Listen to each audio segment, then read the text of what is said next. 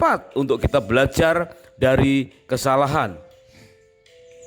Tentulah dengan saling rendah hati dan banyak berbincang berduaan saja bersama dengan pasangan, sehingga kita bisa mempelajari dan mengerti makna tentang perceraian dan bisa terjawab suatu pertanyaan, apakah bercerai itu sebuah dosa?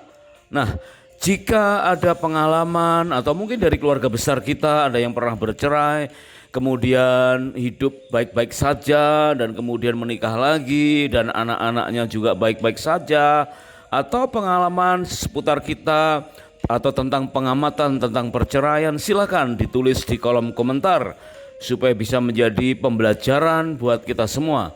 Nah, pada episode kali ini khusus kita belajar tentang benarkah sebuah perceraian itu sebagai dosa, dan kita akan belajar seputar perceraian, seputar hukum-hukum tentang perceraian, karena kita tahu selama ini bahwa motonya adalah no reason for divorce. Dan bagaimana kejadian perceraian di Indonesia menurut data semakin meningkat, kita akan belajar secara lebih lengkap.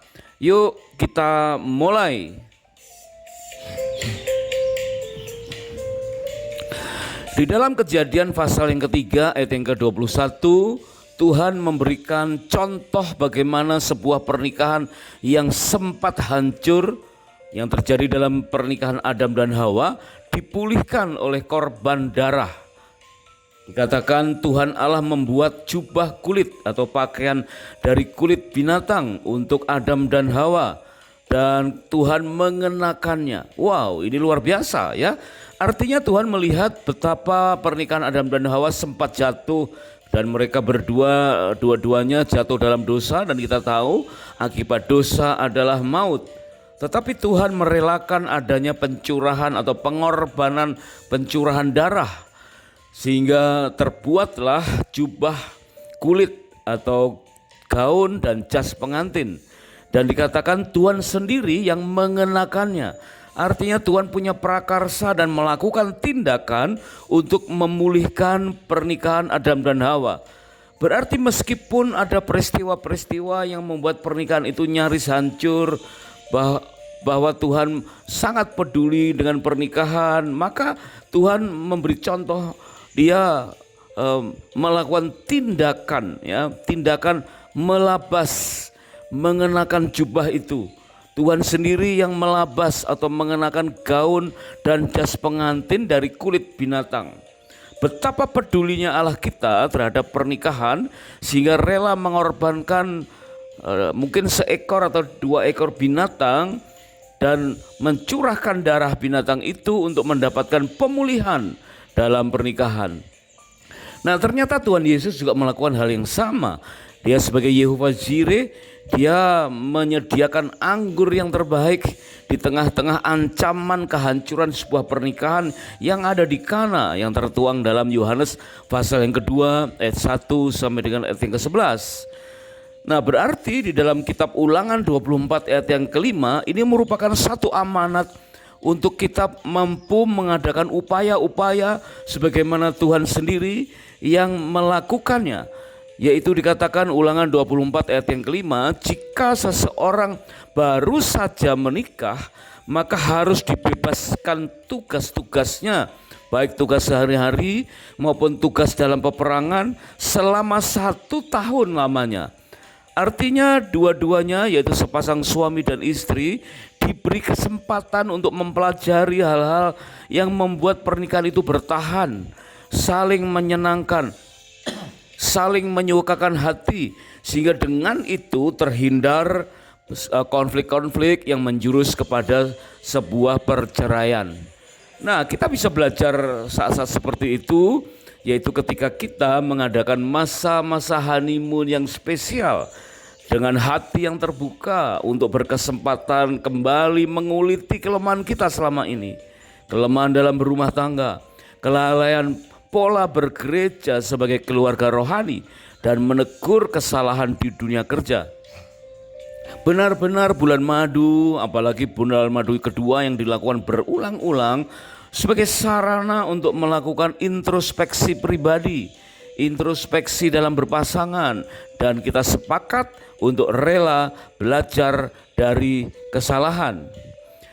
Nah, pengertian kita tentang no reason for divorce, tentu kita akan melihat kenyataan dihadapkan pada konflik-konflik yang berasal dari berbagai sebab pada setiap musim pernikahan yang ada. Dalam perikop yang lain kita belajar ada beberapa tahapan musim pernikahan.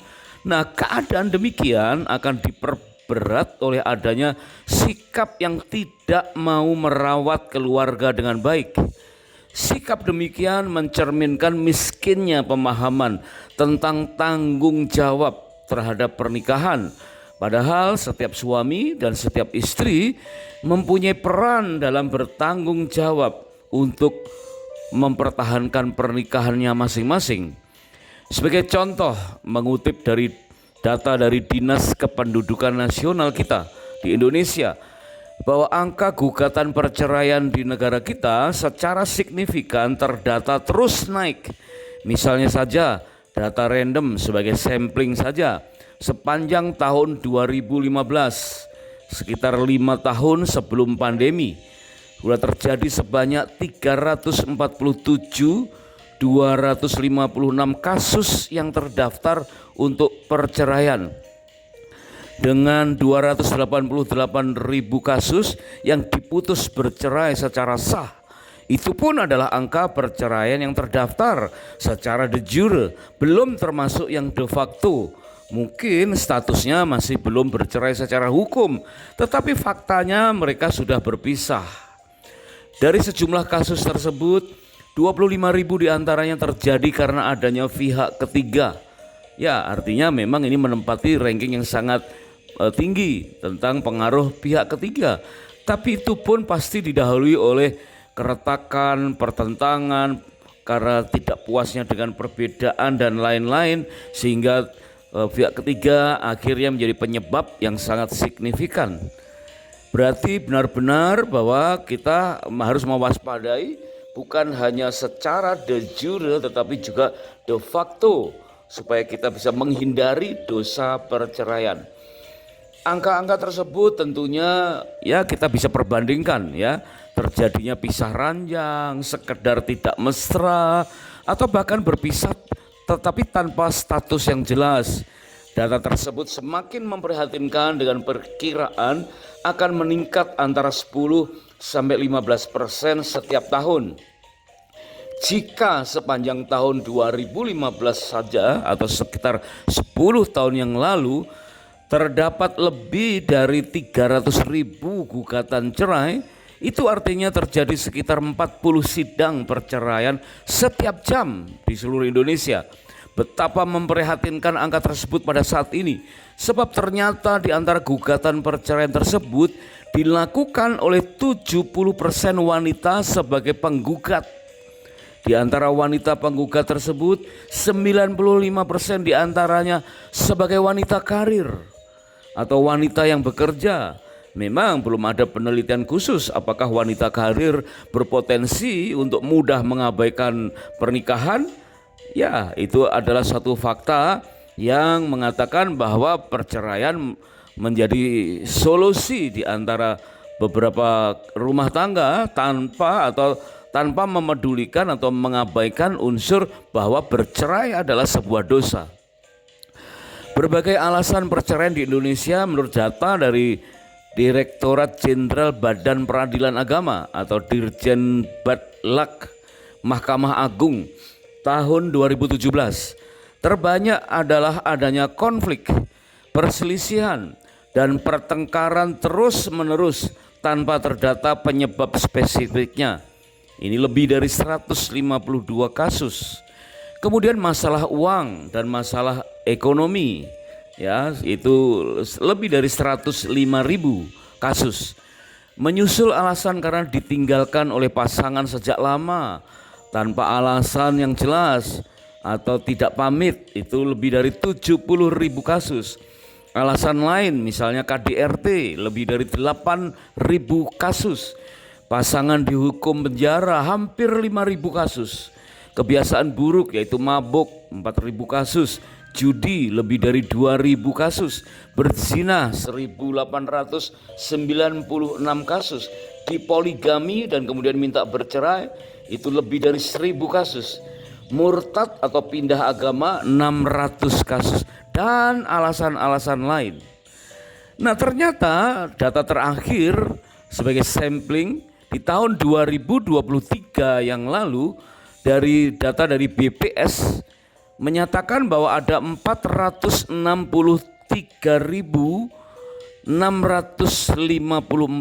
perceraian. Beberapa ahli mensinyalir bahwa meskipun secara jumlah kadang sedikit menurun, tapi dari fakta bahwa jumlah pernikahan yang juga menurun. Ya, sesuatu yang sangat mengkhawatirkan jika dilihat dari penyebab yang semakin beraneka ragam. Jadi ada beberapa bulan yang nampak menurun, tetapi trennya adalah naik. Ya, meskipun jumlah pernikahannya memang di Indonesia sedikit menurun. Sebetulnya sejak kapan persoalan perceraian ini patut dibahas? Mari kita lihat sejenak. Lihat sejarah awal dimulainya perjanjian baru. Secara kontekstual di zaman Yesus yang sebelumnya dikenal sebagai era The Silent Years. Selama hampir 400 tahun lamanya, yaitu antara kitab Maleakhi, kitab terakhir di perjanjian lama, sampai dengan kelahiran Yohanes Pembaptis yang tertuang dalam kitab Injil. Dalam kurun waktu tersebut Tuhan tidak berbicara melalui siapapun atau dengan cara apapun. Benar-benar sekitar 400 tahun itu sebagai abad yang hening, the silent years. Kesunyian bagi bangsa Israel merupakan pengulangan dari apa yang terjadi di zaman sebelumnya, seperti apa yang tertulis dalam kitab 1 Samuel 3 ayat 1, Yeskiel 7 ayat 26, dan Ratapan pasal 2 ayat yang ke-9. Dikatakan pada masa itu firman Tuhan jarang, penglihatan pun tidak sering, tidak ada petunjuk dari Tuhan, bahkan nabi-nabi tidak menerima lagi wahyu daripada Tuhan. Mereka menginginkan sesuatu penglihatan dari nabi, tetapi pengajaran hilang lenyap dari imam, dan tidak ada nasihat dari para tua-tua. Sejak terakhir Tuhan berbicara melalui Nabi Maleakhi dan memasuki era The Silent Years sekitar 400 tahun, maka barulah kemudian Tuhan berbicara dalam kitab Injil Lukas pasal 1 ayat yang ke-13 melalui perbincangan antara malaikat dan berkata-kata kepada Zakaria tentang Elisabet yang akan melahirkan Yohanes Pembaptis. Ini memenuhi apa yang terjadi dalam Ibrani 1 ayat 1 sampai 2, dikatakan setelah pada zaman dahulu Allah berulang kali dan dengan berbagai cara berbicara kepada nenek moyang kita dengan perantaraan para nabi. Pada zaman akhir ini Ia berbicara kepada kita dengan perantaraan anaknya, yaitu Tuhan Yesus, yang telah Ia tetapkan sebagai ahli waris segala sesuatu. Melalui Dia Allah telah menjadikan alam semesta. Nah, ternyata apa yang malaikat katakan kepada Yusuf dan Maria diawali dengan perjumpaan antara Zakaria dan Elisabet. Kurun waktunya sekitar dalam tahun yang sama, karena Yohanes Pembaptis dan Tuhan Yesus lahir atau kandungan Maria itu berbeda sekitar 6 bulan lamanya. Ya, jadi kira-kira sebaya ya. Artinya pada masa yang hampir bersamaan malaikat Tuhan mengubah apa yang telah terjadi selama ini, di mana bangsa Israel tidak mendapatkan tuntunan Tuhan sama sekali. Maka kemudian pada zaman itu akhirnya Tuhan berbicara kepada bangsa Israel dengan perantaraan Tuhan Yesus. Sementara pada saat itulah banyak dipertentangkan hukum-hukum dan peraturan-peraturan dalam berbagai bidang, termasuk tentang perceraian. Nah, ini dia ya. Jadi ternyata masa The Silent Years itu mengubah banyak hal. Mereka kurang lagi kuat memegang hukum Taurat, tetapi mereka akhirnya memperbincangkan dan mereka-reka hukum sesuai dengan keadaan mereka sendiri. Sebab saat itu banyak sekali beredar peraturan atau hukum-hukum yang menerjemahkan kitab Taurat dari berbagai sekte. terutama yang didukung oleh pemerintahan yang berkuasa. Contohnya adalah kelompok Hillel dan kelompok Shammai yang masing-masing mempunyai terjemahan yang berbeda meskipun berasal dari ketetapan perjanjian lama yang sama. Perceraian sangat erat hubungannya dengan kekudusan. Maka ini menjadi sesuatu yang sangat penting untuk dibahas ketika Yesus mulai mengajar. Di dalam Imamat 21 ayat yang ke-7 dan ayat yang ke-14, hukum tentang perceraian dan tentang kekudusan ini dimulai. Firman Tuhan berkata, janganlah mereka atau para imam mengambil seorang pelacur atau yang sudah dirusak kesuciannya atau yang telah diceraikan oleh suaminya. Karena imam itu kudus bagi Allahnya, ia harus mengambil seorang perempuan yang masih perawan. Janganlah ia mengambil seorang janda, perempuan yang telah diceraikan, atau perempuan yang dirusak kesuciannya, atau pelacur. Melainkan harus seorang perawan dari antara orang sebangsanya. Pada saat itu beredar banyak diskusi tentang hukum perzinahan, perceraian, pernikahan ulang setelah bercerai. Demikian pun terjadi sampai dengan hari ini. Pendapat-pendapat dari kelompok Hillel dan kelompok Shammai nyaris mendominasi pikiran orang-orang Israel, nyaris mengalahkan kebenaran murni dari isi hukum Taurat. Kita lihat selaras dengan 1 Petrus pasal yang 2 ayat yang ke-9 yang menyatakan bahwa kita ini adalah imamat yang rajani, bangsa yang kudus, yang menyandang standar sebagai imam dan hanya boleh menikah dengan perawan. Berarti di dalam perjanjian baru 1 Petrus 2 ayat yang ke-9 selaras dengan perjanjian lama dalam Imamat pasal 21 ayat 7 dan ayat yang ke-14, yaitu tentang kudusnya pernikahan, dan disebutkan bahwa perawan atau wanita yang belum menikah itu memiliki standar kekudusan yang baik menurut firman Tuhan, dan jika mereka itu diceraikan maka mereka dianggap tidak kudus lagi. Dari hal demikian saja secara sepintas sudah terlihat bahwa terhadap penghargaan yang amat sangat berbeda antara seorang gadis atau seorang wanita yang masih perawan dengan janda yang diceraikan.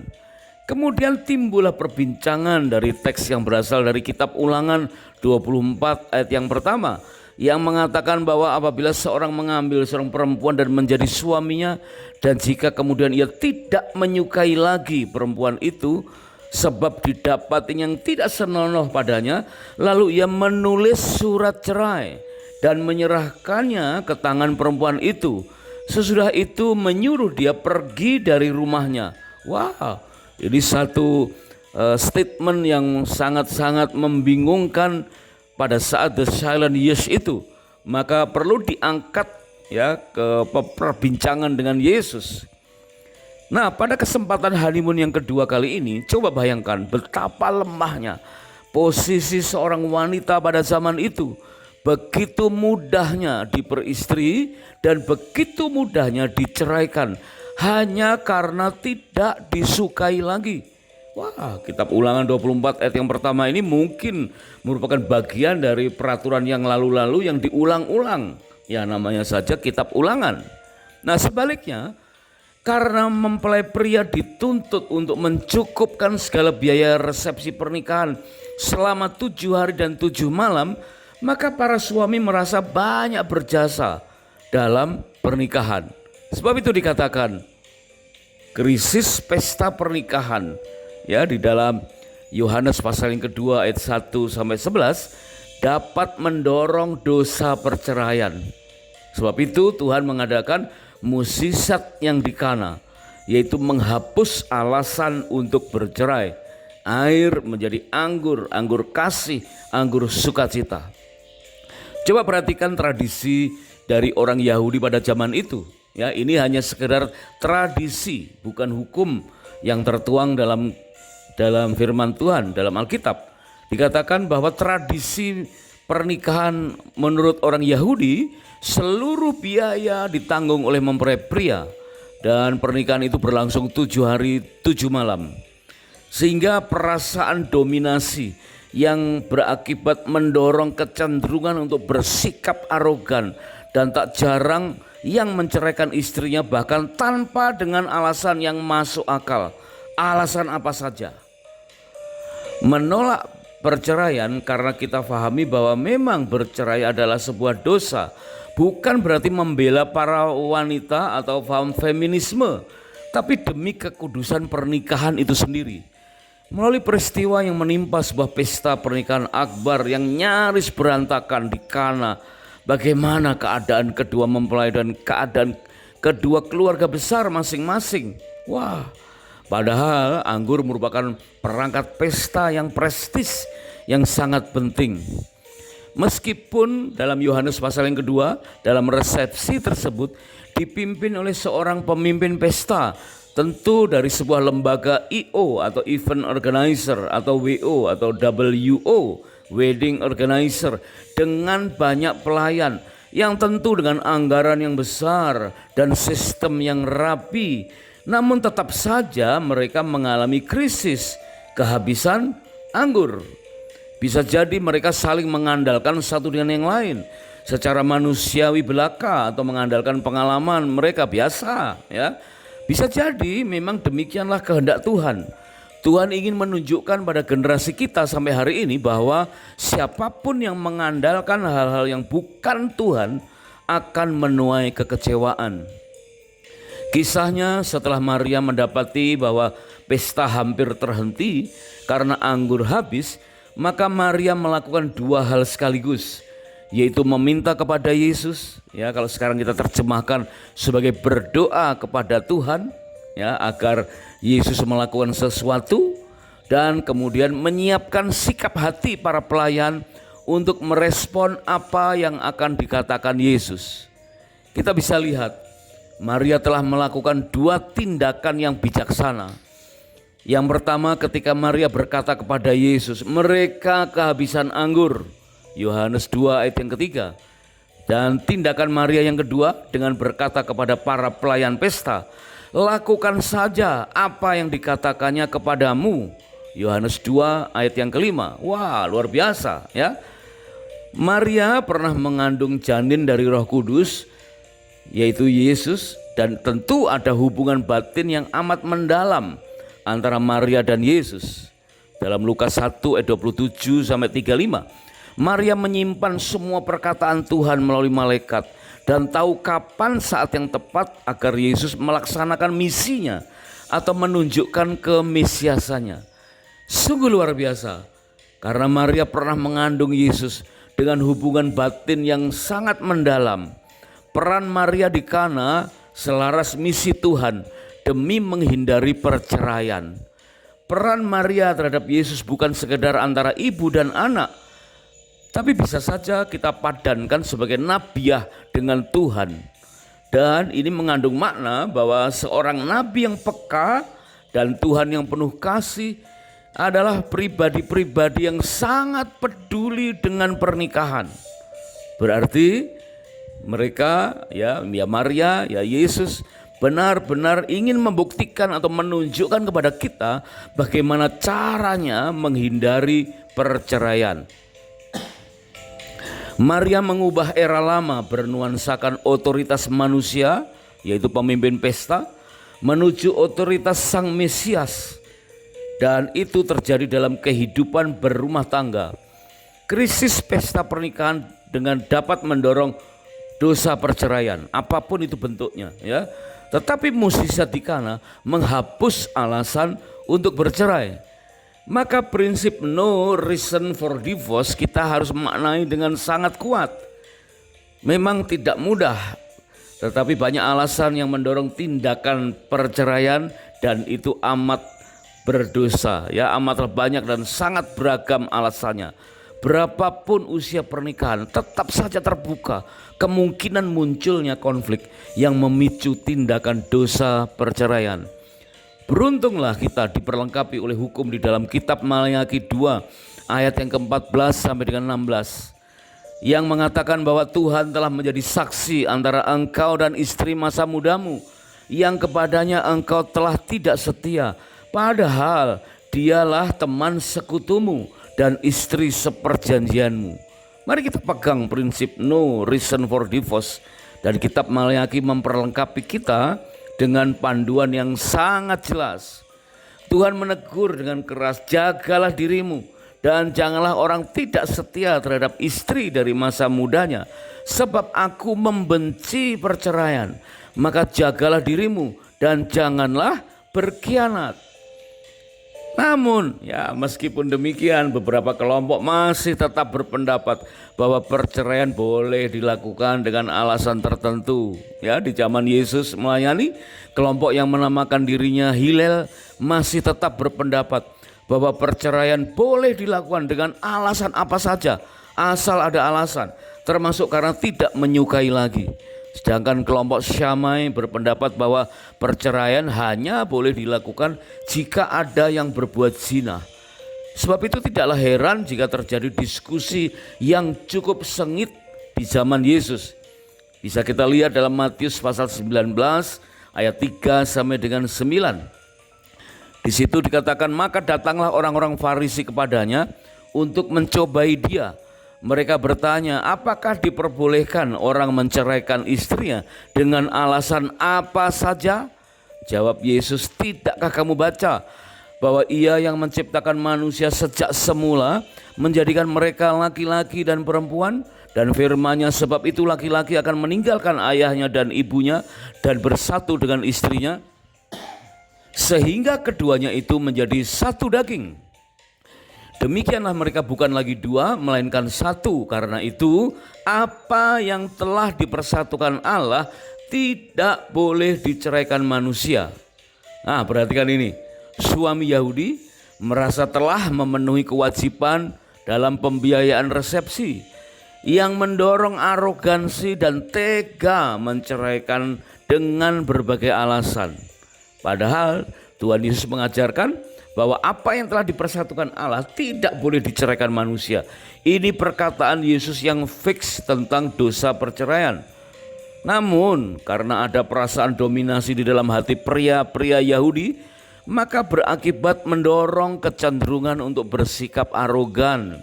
Tak jarang mereka menceraikan istrinya bahkan tanpa dengan alasan yang masuk akal. Alasan apa saja? Coba kita tengok. Seluruh biaya selama 7 hari 7 malam pesta wajib dicukupkan oleh mempelai pria. Kebanyakan kaum Yahudi merasa telah memenuhi kewajiban itu dan akhirnya timbul perasaan arogan dan tega menceraikan istrinya tanpa alasan. Nah, sampai dengan di sini terlihat dengan nyata bahwa Tuhan Yesus tidak menghendaki adanya perceraian. Sedangkan beberapa kelompok cendekia waktu itu mungkin merasa mewakili pendapat rakyat banyak dan ingin dilegalkan tindakan bercerai dengan berbagai alasan seperti yang disuarakan oleh kelompok-kelompok itu. Pentingnya kita memahami situasi kemasyarakat pada saat itu. Masyarakat saat itu sedang ada problem pemilihan para pemimpin, mungkin semacam anggota Senat atau para anggota DPR, MPR atau orang-orang yang bergerak di bidang legislatif, ya, yang mirip seperti saat ini.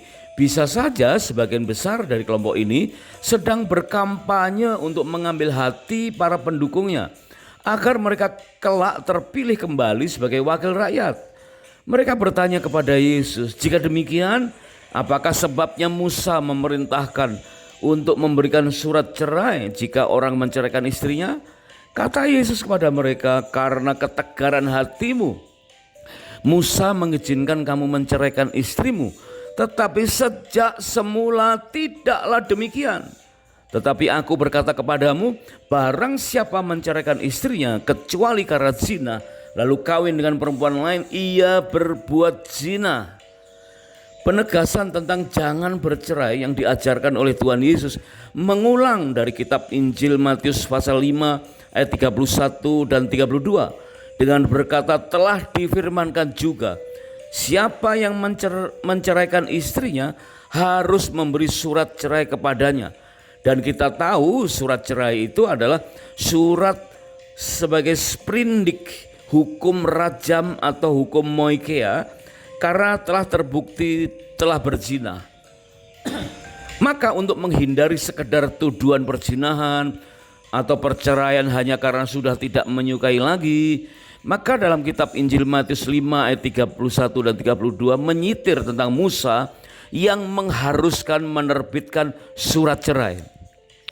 Maksud dari penerbitan surat cerai tersebut adalah dilakukan setelah adanya penyelidikan tentang aduan perzinahan, tentu dengan dikuatkan oleh beberapa saksi. Dan jika terbukti berbuat zina dan saksi-saksi meneguhkan itu, maka sifat dari surat cerai disebut sebagai sprindik atau surat perintah penindakan untuk hukuman mati melalui hukuman rajam.